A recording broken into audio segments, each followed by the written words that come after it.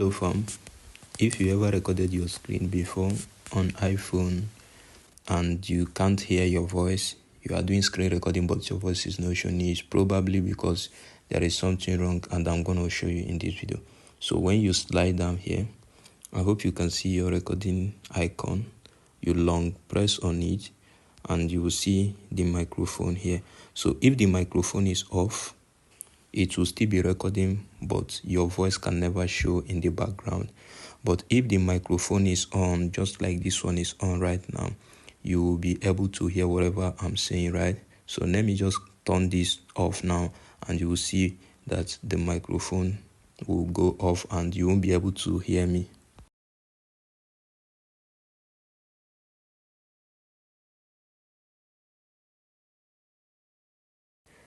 So as you can see now, the microphone is on and you realize that when the microphone was off, you was unable to hear anything I said, right? So that's just it.